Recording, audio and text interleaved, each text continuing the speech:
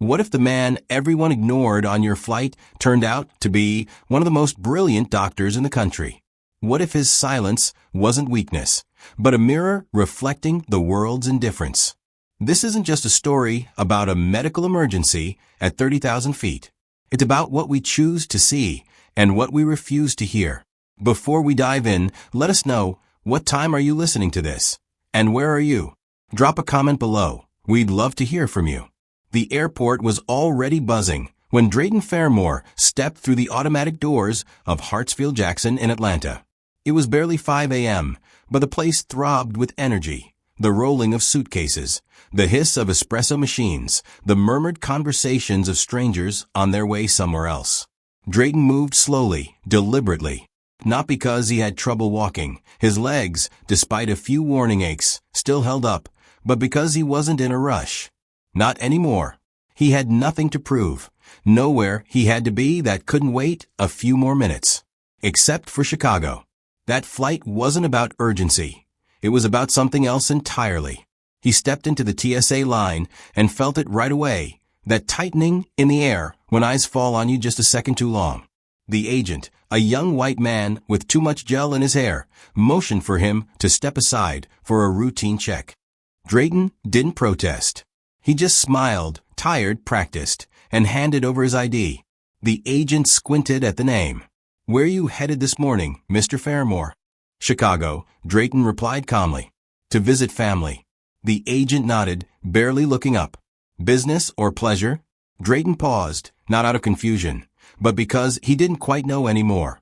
"Something in between," he said. After the pat-down, the questions, the once-over that lingered just long enough to sting, Drayton walked toward his gate. He passed a row of vending machines and glanced at a small kid tapping furiously on an iPad, lips pursed in cartoonish concentration. It reminded him of Isaiah, his newborn grandson, the child he hadn't met yet. That was why he was flying today. To meet Isaiah. To make good on a promise whispered beside a hospital bed 2 years ago. His wife, Marlene, had died of a heart attack while he was at a medical conference in Vancouver. He'd always told himself he could save anyone, until he couldn't save her. He'd missed her final breath by hours. That regret followed him like a shadow that grew longer each year. Meeting Isaiah felt like a small step toward forgiving himself. A fresh start. A chance to be present, truly present. At the Skynova Air Gate, the uniformed crew was already checking in passengers. Among them was Kyra Bell, the lead flight attendant. Immaculately dressed, she wore the airline smile, just wide enough to look polite, not enough to feel real. Her eyes scanned the crowd efficiently. She was used to spotting trouble, or what she believed was trouble.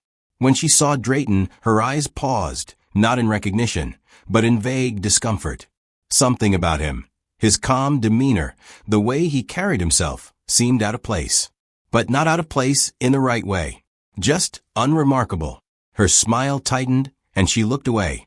Drayton boarded and settled into seat 17A, window side. He placed his worn leather bag beneath the seat, pulled out a paperback, and glanced outside. The early sun had begun to rise, casting a golden hue on the tarmac. He liked the quiet of this hour, when the world hadn't fully woken yet. A young man flopped into 17B beside him, earbuds already in, thumb glued to his phone. Tick-tock, probably.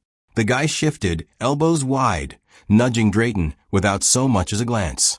Drayton adjusted himself silently. From behind came a low voice, older female. "Figures. Always ends up sitting next to someone like that." Drayton didn't turn. He didn't need to. He knew exactly what she meant. He'd been hearing it, out loud or implied, for 60 years. The words changed, but the weight never did. He used to argue, used to correct people. Now he just let it go, most of the time. But today, something in his chest stirred, an ache that wasn't just physical. How long had it been since he was seen for who he really was? As the plane rolled toward the runway, he looked down at a folded photo inside his book, Marlene, smiling, holding a flower from their garden. "You always said I'd never stop working," he whispered. "Guess you were right." The plane lifted into the sky, and with it came a sudden, tight pull in his chest. Not sharp, but there, A pressure. Drayton pressed a hand to his heart and closed his eyes. "Not now," he murmured. "Not before I meet that boy." The sun spilled through the window, bright and blinding. No one noticed the man in 17A breathing slower, shallower. Just like no one ever really noticed. They saw the seat. They didn't see the man. The hum of the engine was steady, almost soothing, if you weren't fighting something inside your chest. Drayton sat with a paperback open on his lap, eyes scanning the same sentence over and over, without taking in a word. His breathing had changed, slower, more measured, like he was trying to keep something from breaking loose. He tugged gently at his collar. The shirt was buttoned too high. He hadn't noticed when he put it on this morning, but now it felt like it was pressing against his throat. He undid the top button and let out a quiet sigh, hoping the simple act might trick his body into calming down. Around him, the cabin buzzed with idle life. People scrolling, tapping, whispering. No one noticed the man in seat 17A shifting slightly, pressing the heel of his hand into his chest. A soft voice floated up from behind him. "Mom, that man doesn't look okay." Lena Zhu was small for her age, 10, but she looked 8. Her dark brown eyes were wide, alert, and fixed on the back of Drayton's head. She wasn't the kind of kid who stared out of boredom. She watched people because she felt things adults often dismissed. Her mother, seated next to her, glanced over the top of her book without moving her head. A middle school English teacher. She was used to handling nervous energy with gentle redirection. "Sweetheart, let's not bother anyone, okay? He's probably just tired." Lena didn't respond. She turned her head slightly, just enough to catch a glimpse of Drayton's profile. He was older, grandpa old, she thought, but something in the way his mouth was set, the tightness around his eyes, didn't look like someone just feeling sleepy. She bit her lip and sank back into her seat, still watching. Up front, Drayton felt it again. A twinge, sharper this time, deep behind his sternum. He exhaled slowly, trying not to draw attention. His fingers trembled slightly as he reached up and pressed the call button above his head. It pinged with a soft chime. A few rows down, Kyra Bell glanced toward the light above seat 17A. Her steps were brisk, clipped, the sound of her flats lost in the drone of the plane. She stopped beside Drayton, leaning slightly. "Yes, sir?" Drayton turned his head slowly. His voice was quiet, strained. "I think I might be having an issue with my heart. I don't mean to alarm anyone, but I need some help." Kyra didn't blink. "Are you having chest pain?" "Yes," he said. "Some pressure." "Do you have any medication with you?" "No." "I didn't expect this." She nodded, curt. "Well, if you're not in severe distress, there's not much I can do at the moment. We're not far from landing. I can get you some water." "I don't need water," he said, barely above a whisper. Kyra's smile never touched her eyes. "Just try to relax, sir. Let me know if it gets worse." Without waiting for a reply, she turned and walked off. Behind him, Lena sat up straighter. She had seen it all. The way the man spoke, the way the woman didn't listen. She leaned over, tugged at her mother's sleeve. "Mom, I think that man really needs help." Mrs. Yu sighed. "Lena, please. Don't make assumptions. The flight attendants know what they're doing." "But."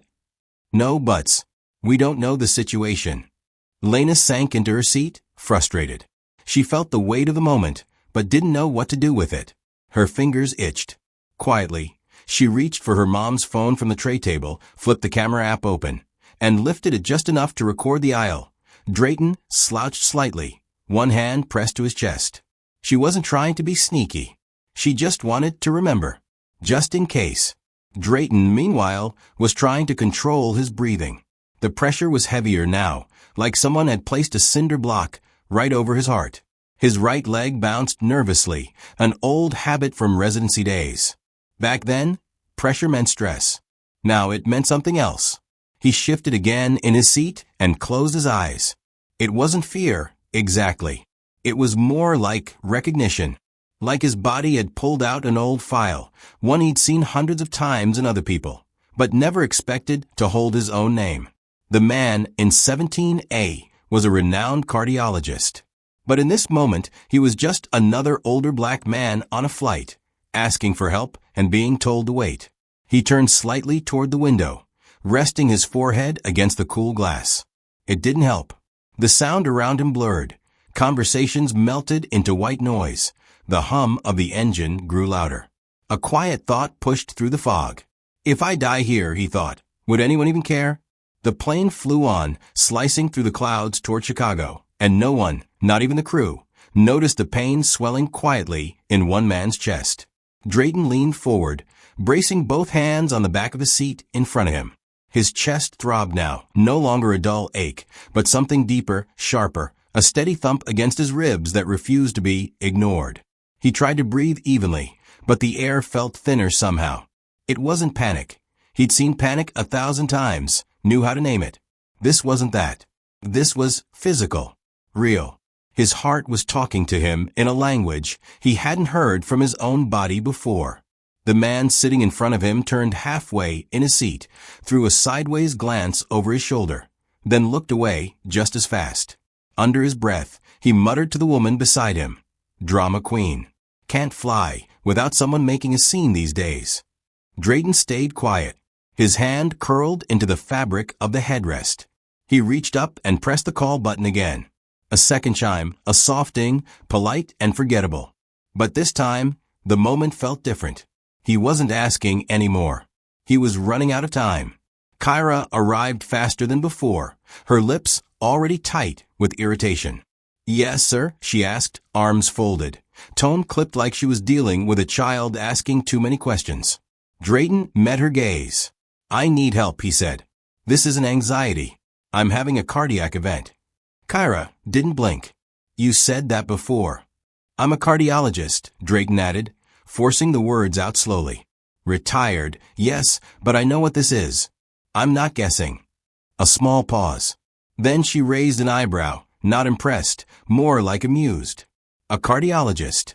"Right. I'm not joking." "Of course not," she said, her voice syrupy now mocking. "Last week, we had a guy say he was a retired astronaut. NASA wanted a free upgrade." Drayton's mouth went dry. "I'm not asking for an upgrade," he whispered. "No," she said. "You're just asking for attention. Look, sir, if you feel worse, we'll notify the pilot. Until then, please stop alarming the passengers." She turned on her heel and walked away.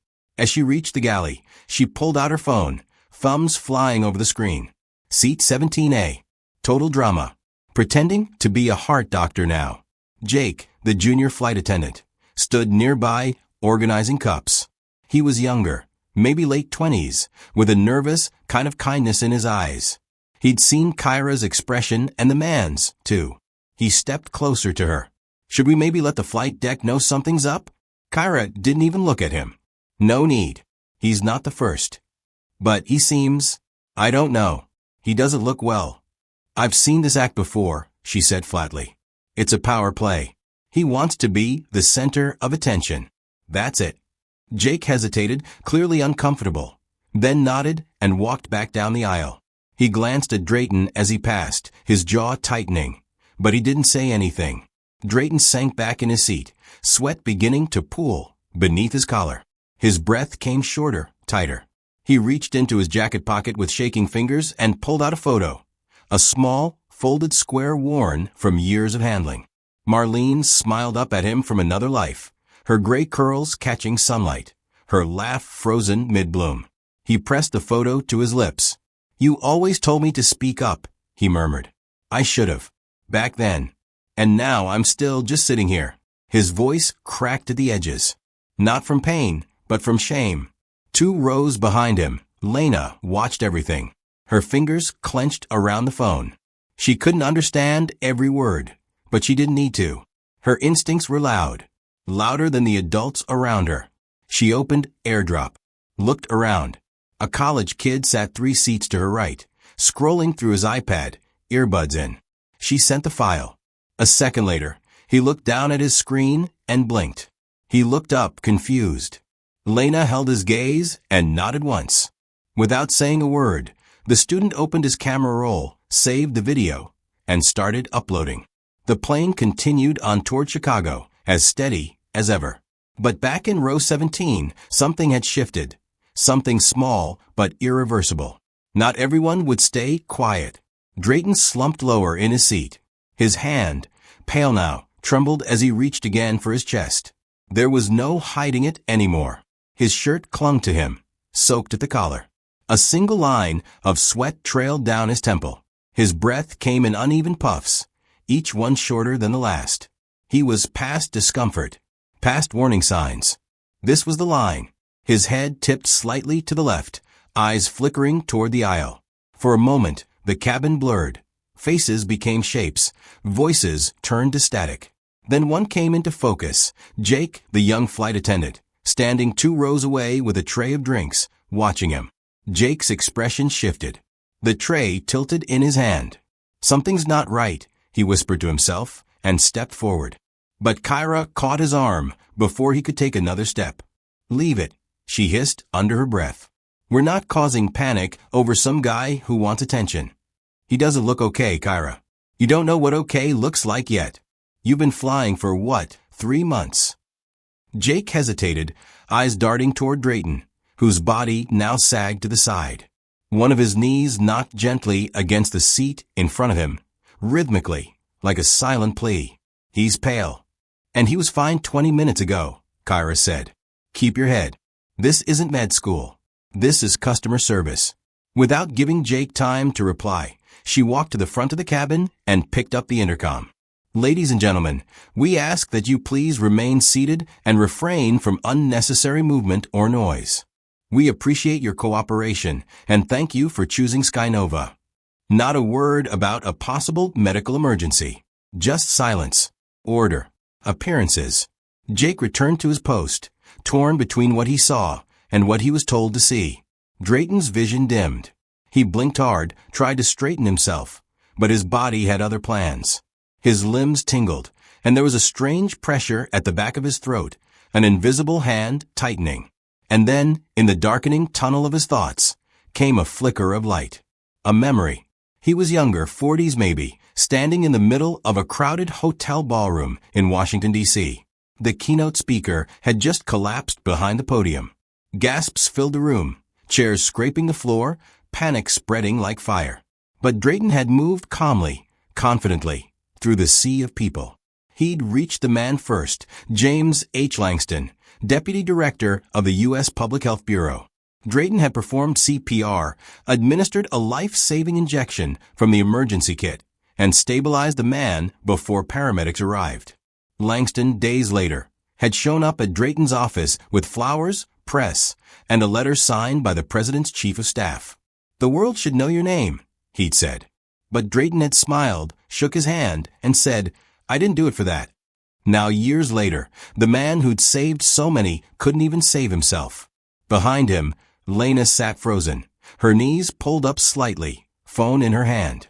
Her eyes were on Drayton, on the sweat glistening on his neck, the way his chest heaved. And then she did something she hadn't done before. She stood up. "Excuse me." Her voice was high, clear, and shook a little. "This man needs help. He's not okay. Can someone please look at him?" The heads turned. A few passengers glanced over. But most?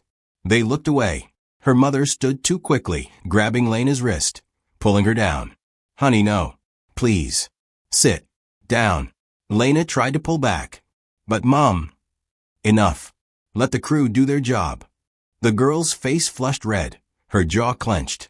She blinked hard, not because she was scared, but because she was furious. No one was listening. Not to her, not to him. Up front, Kyra didn't even turn around.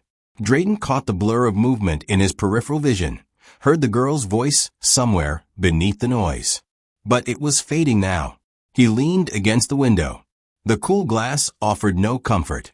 A whisper escaped him, not loud enough for anyone to hear, not even Lena. "I didn't deserve this," he said.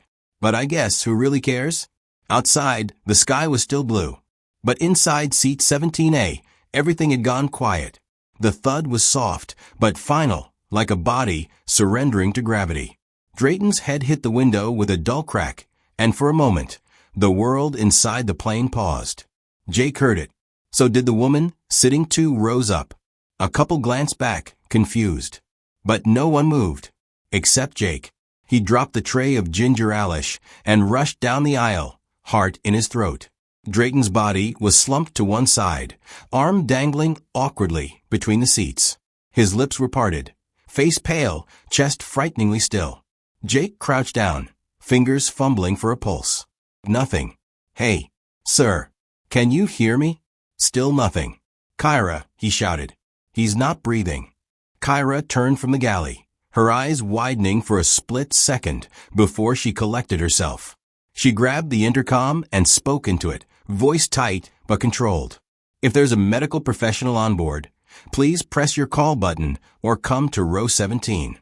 This is an emergency. Gasps rippled down the cabin. The energy changed in an instant, confusion turning to fear, strangers craning their necks to see the man who just collapsed. A woman in scrubs unbuckled herself, practically ran down the aisle. Mid-30s, sharp-eyed, calm under pressure. I'm an ER nurse, she said to Jake as she knelt beside him. Help me lower him. We need to get him on the floor. Passengers began standing, some out of concern, others just to see. The tension that had once been so easily dismissed now pressed against the ceiling. The nurse checked his pulse again, leaned in to listen for breath. Her face shifted. Nothing. He's flatlining. Should we start CPR? Jake asked, voice shaking. Now, she said, already in motion. Tell the pilot we need to divert. This plane has to land, now.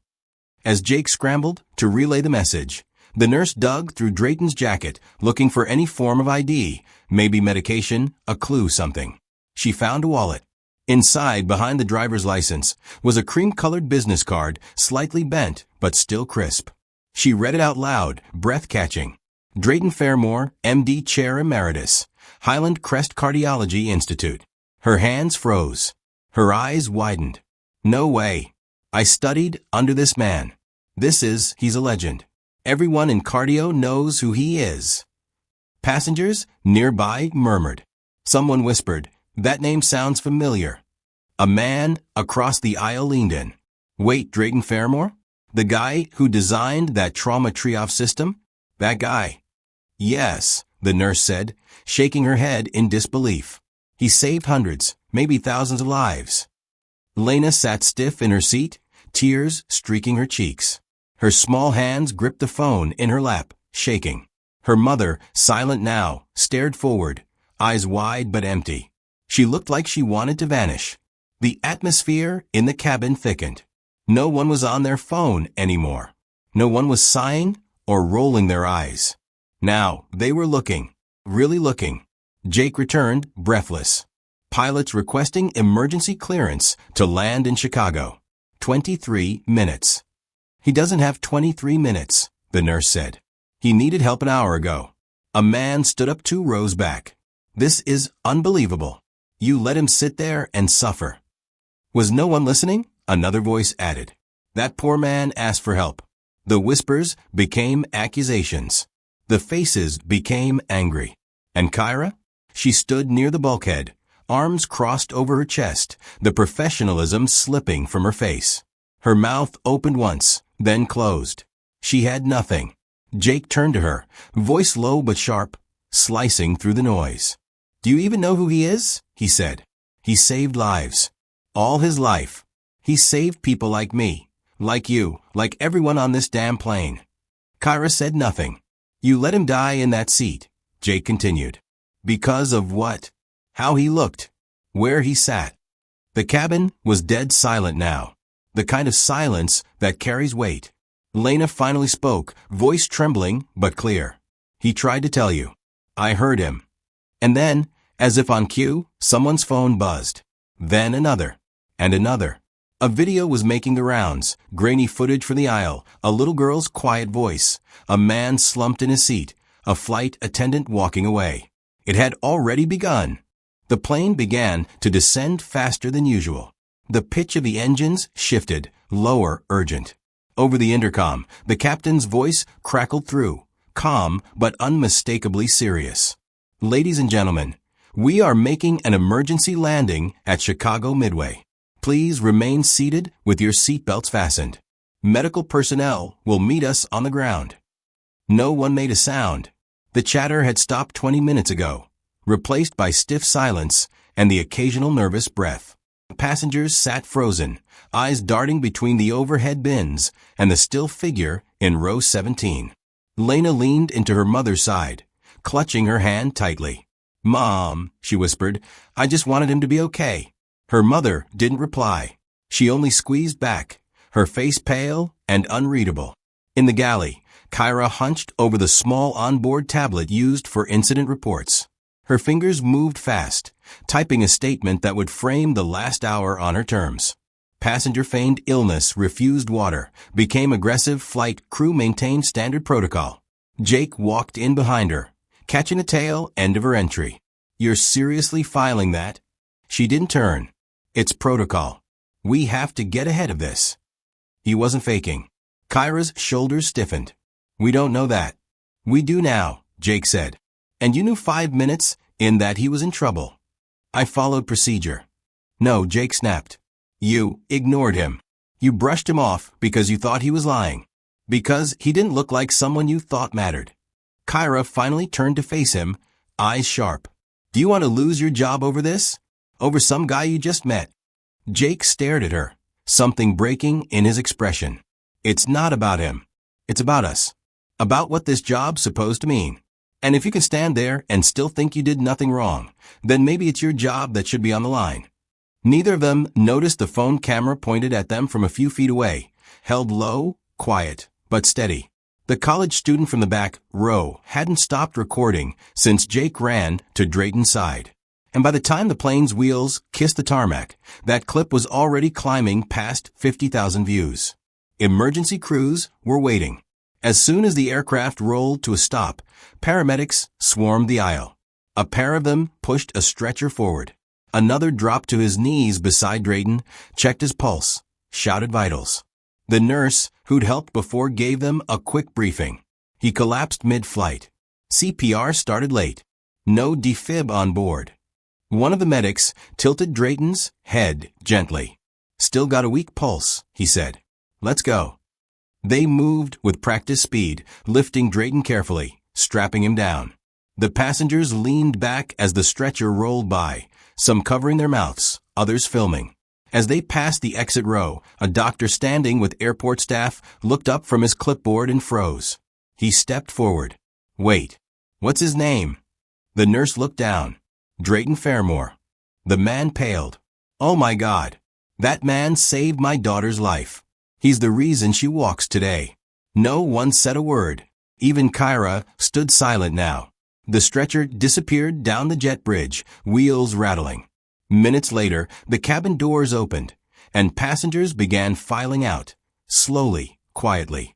There were no complaints about delays.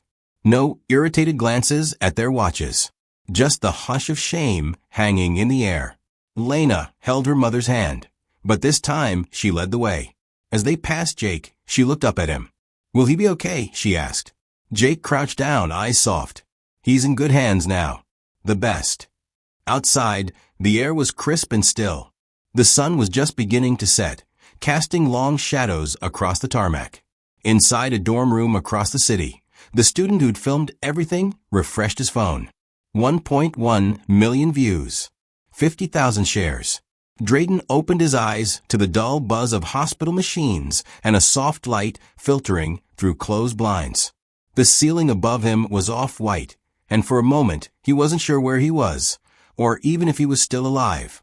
But then the pain settled in his chest like an old dog curling up in its usual spot. Not sharp. Just there. Real. A chair creaked. He turned his head slightly. Jake sat at his bedside, elbows on his knees, hands clasped together. His eyes were red, his uniform wrinkled, but he didn't look away when Drayton met his gaze. "I thought you were gone," Jake said, his voice low. "I thought I let it happen." Drayton tried to speak, but his throat was dry. He managed a hoarse, "I'm still here." Jake nodded, took a shaky breath. "I should have done something sooner. I saw it. I saw you were in pain, and I froze. I didn't trust what I felt. I didn't trust you." Drayton looked at him for a long moment, then whispered, "Fear makes people quiet. But silence doesn't save anyone." Jake swallowed hard. "I'm sorry, sir. You're not the one I need an apology from," Drayton said, then closed his eyes again, not in dismissal, but because the truth had tired him. Downstairs, in a sterile conference room at Highland Crest, Kyra Bell sat in front of 3 people in suits. 2 represented Sky Nova Air. The third was a representative from the Federal Aviation Administration. She shifted in her chair, her confidence thinned, but not gone. "He didn't appear distressed," she said. "He said he had chest pain, but people say that all the time. And he refused water." A silence followed. The FAA rep leaned forward. "You do understand that water doesn't cure a heart attack." Kyra's mouth tightened. "I followed protocol." The Sky Nova lawyer cleared his throat, eyes on his tablet. "We're doing everything we can to handle this appropriately. Of course, we regret the incident." "Incident," the FAA rep repeated. "You're calling it that?" Kyra looked around the room, then said almost defensively, "He didn't look like someone important." And that, right there, sealed it. Within 24 hours, Sky Nova issued a public statement promising a full investigation, sensitivity retraining, and cooperation with federal inquiries. But it wasn't enough. Not anymore. By the time Drayton sat down for the live interview on national television, the video of the incident had surpassed 4 million views. News anchors, pundits, and everyday people were already having the conversation about race, about power, about who gets heard at 30,000 feet. Drayton wore a dark blazer over his hospital gown. The makeup team had tried to hide the bruising on his forehead, but it still showed faintly, like a ghost of what he'd endured. The interviewer, a calm woman in her 50s, leaned forward. "Dr. Fairmore, do you plan to press charges against the airline or its staff?" Drayton looked into the camera, steady. "No, I'm not interested in revenge. What I want is change." She waited, letting the moment breathe. "I want a system," Drayton continued, "where a man doesn't have to prove his worth to receive care. Where someone's voice is enough, whether they're a doctor or a janitor, white or black, loud or soft-spoken. I don't want to sue a flight attendant. I want to hold accountable the culture that taught her to doubt me before I even opened my mouth." The room was silent except for the hum of the lights and the blinking red camera. He leaned slightly forward. "I don't want an apology. I want the next man like me to never have to apologize for existing." And with that, he sat back. The interviewer, for once, had no follow-up question. Just the weight of those words filling the air. Online, the clip would be shared for days. It would appear on signs, on podiums, in conversations, from living rooms to classrooms. But in that moment, quiet, simple, one man had refused to be silent ever again. 1 month later, the auditorium at Highland Crest Medical Center was filled with people, physicians in white coats, students in press shirts, reporters adjusting microphones, and families seated quietly in the back rows. The words Heart Equity Summit glowed in bold letters on a projection screen behind the stage. It wasn't a medical conference in the traditional sense. This one had nothing to do with charts, stents, or procedures. This summit, the first of its kind, was about humanity. And it was Drayton Fairmore's idea. He hadn't wanted to be the face of anything. But something inside him, something that had cracked open on that plane, refused to shut again. The summit opened with brief remarks from the hospital board, but the room shifted when a child was introduced. Lena Zhu, in a navy dress and white sneakers, stepped up to the podium. She held a small piece of paper in both hands, the kind that trembles when your palms are sweating. "My name is Lena," she said, voice small at first, then stronger. "I was on that flight. I saw Dr. Fairmore before anybody else did. I wanted to help him, but I didn't know how. I thought someone older would do something. But they didn't." She paused and looked down, then back up again. "So I just want to say this. Being kind isn't about your job, or how old you are.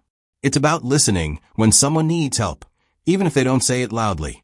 The room stayed quiet for a long moment before applause broke out, first polite, then growing louder. Her mother wiped her eyes in the front row. Drayton stood at the side of the stage, hands folded, watching the child who had helped save his life in more ways than one. When it was his turn, he stepped forward slowly, the cane in his left hand more a precaution than a necessity. He didn't speak right away, Just took in the room. The lights, the faces, the quiet. I used to think I knew what power was, he began. It's funny. I spent decades in hospitals, making life and death decisions. People listened when I spoke, respected what I knew. He paused, then added, but on that plane, none of that mattered. I wasn't a doctor. I was just another passenger. Just another man who wasn't seen. There was no bitterness in his voice, only clarity. I'm not here to talk about race, he continued, or age, or even credentials. I'm here to talk about something much simpler, something that matters more than any of those things. He let the silence hang, then said, compassion. You don't need a degree to care. You don't need a policy to pay attention. When a human being asks for help, you don't pause to calculate their worth, you respond. Somewhere near the back, a reporter put her pen down. Drayton nodded toward the crowd. What happened to me? It wasn't one person's failure. It was the failure of a system that rewards procedure over presence. But we can change that. Not with anger. Not with lawsuits. With something harder. With attention. With care. The crowd rose to its feet. Kyra Bell wasn't there. She had been terminated quietly a week earlier. No press conference. No statement. The FAA had opened an investigation into her conduct and the airline's internal practices.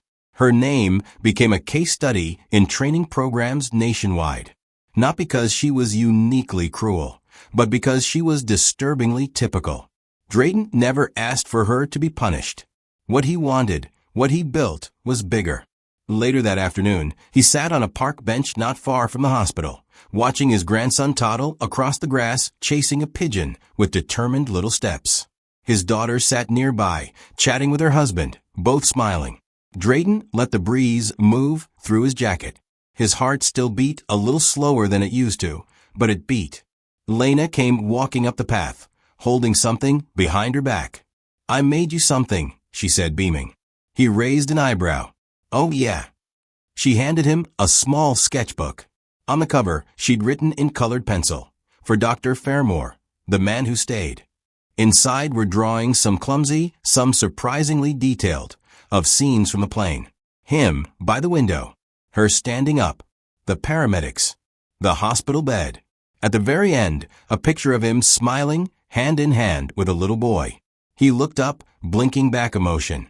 Thank you, he whispered. Lena shrugged. I just didn't want you to forget. Drayton closed the book gently, his fingers lingering on the cover. I won't, he said. Not now. And then, almost to himself, he added, I used to think the worst thing would be dying unheard. But no. The worst is letting the world think your voice doesn't matter. He leaned back on the bench and let the sun warm his face. He was still here, and he wasn't quiet anymore. So maybe the question isn't, why didn't they help him? But how often do we do the same? Sometimes it's not the big decisions, but the small moments of kindness or silence that reveal who we really are. What would you have done if you were on that flight? If this story made you pause, reflect, or feel something, don't forget to subscribe for more real, powerful stories like this. We'll be here, sharing what others overlook.